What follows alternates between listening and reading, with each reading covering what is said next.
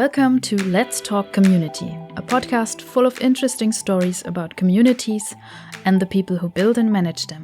I am Denise Henkel, your host for this podcast. I'm an experienced community manager and an inexperienced business founder.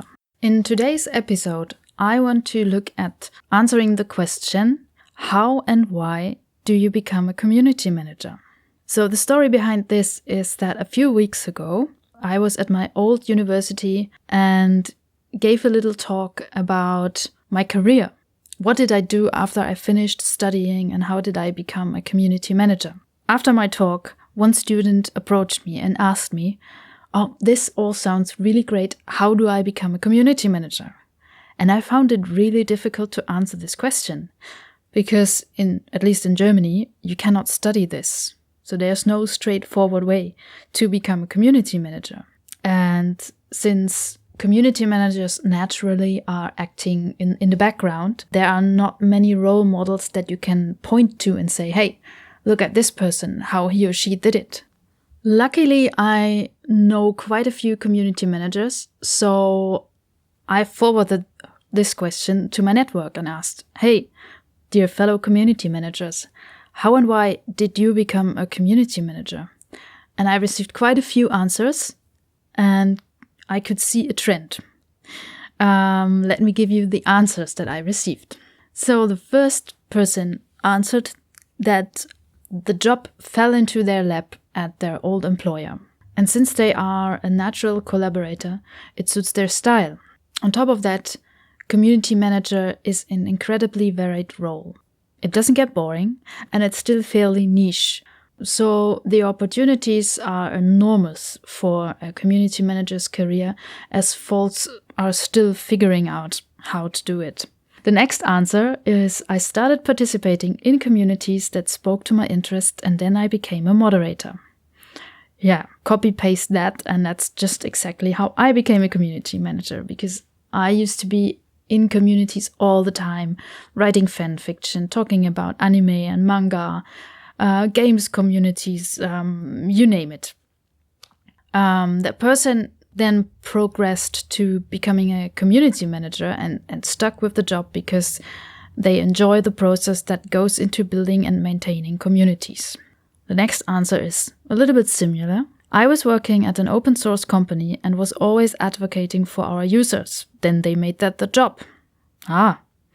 Lucky you. And that person still enjoys doing that job because every day is different. The next answer is a little bit different than the ones before. Just after university, I read the book The Different Drum by M. Scott Peck. It was about community. It was the first book I couldn't finish reading because I was filled with such a strong yearning to build a community. Well, and nowadays that person is doing community management as a job. Well done. And I have to read that book. It's the first time I heard about it. The next answer is, hi, I didn't choose. It kind of fell into my lap as our employee comms team brought social biz into our company and culture. And I love helping people, solving problems and helping them do something more easily.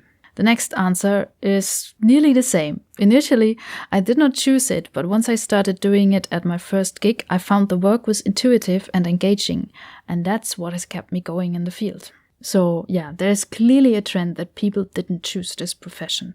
The next person started out as an engineer holed up in a cubicle and answered meetup forum questions for fun. Eventually, they became a moderator, and now they are a community manager. They realized that they could actually get paid for having fun and doing this for a living. Another person told me that she used to be a teacher before she became a community manager, and her experience in mashing online and in-person events as a teacher transitioned well to a new career. My husband, by the way, is a teacher as well, and whenever we talk about the challenges in our professions, there are a lot of similarities, so I can clearly see why your experience as a teacher is helpful for your community manager job. Then I had someone who answered my question with a question. Does anyone really choose community? I think you dabble in it and then it pulls you in and never lets go. Clearly, that's what most people replied, but as you see, the student asked me, how do I become a community manager? So people are starting to choose this profession? So the next answer is I didn't realize it back then when I made the choice, but I just love helping others. It's one of the most rewarding feelings when you see people around you being successful because you enabled them to. Then I have one person answering, I've worked in the corporate world my entire career, always helping customers through marketing and communications. This just felt like a natural progression to help them directly and hear from them every day. Been doing it 5 years now. And I hope you will be doing it much longer. We need more community managers. My own answer to my question was, I love enabling others to be their very best. I love to connect people and to create new opportunities. I usually see something valuable in people or situations where others don't even look twice. It's my dream job. And the last answer I received for my question was from someone who studied social media and then realized that the whole strategy and planning, analyzing, they really didn't enjoy that. But what they enjoyed was getting in touch with people, talking to them, getting to know them, and connecting them with each other. So they started doing that as a freelance community manager. Okay, these were all the answers I received, and at this point, a big thank you to everybody who took the time to reply to my question. Which answer would I give to the student now that I've received so many replies? Well, I used to be a team lead of a community team. So I was in the position that I would need to find new community managers for my team and make a choice who should become the community manager. And from that perspective, my advice would be that you need practical experience. So if you want to become a community manager, and in case you haven't done that yet, you should become a member of a community. Or even build your own community. If there is something that you care about, something where you want to change something or achieve something. It could be a running group. It could be, I don't know, cleaning up your city. Like a friend of mine, she started a cleanup group for our city and goes around and collects the rubbish. So if there's anything like that you care about, then start building a community around it. It's really easy nowadays to do that. The second piece of advice I would give is that you should network. Nowadays, you don't become a community manager by chance anymore. At least not that much. Nowadays, people are deliberately searching for community managers because this topic has become more and more important and companies see the value of building community. So it is important that those people looking for community managers can find you. And more employers look for big networks of community managers.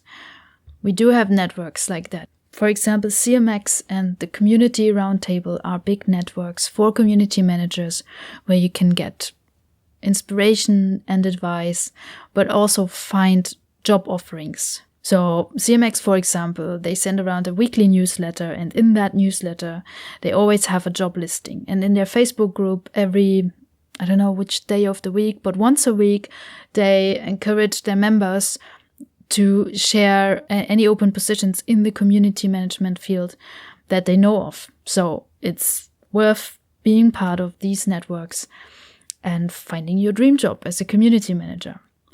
I will put the links to these networks in the show notes for this episode, so you just have to click and join them. The last thing I'd like to say is that I'm thrilled about the fact that the profession, community manager, becomes more and more attractive to people, and people deliberately now choose to become community managers. And in this context, it's even more important that new community managers are well prepared for their job. This is why in the next podcast episode, I will speak about the topic of education and training for community managers. If you're interested in that, please tune in again next week. Thank you for listening, and from now on I will release one new episode every week, so I'd be happy if you tune in again. If you enjoyed this podcast, feel free to leave me a review on iTunes or like the episode on YouTube. And if you know somebody who would find this podcast helpful, please share it with them. Thank you for your support.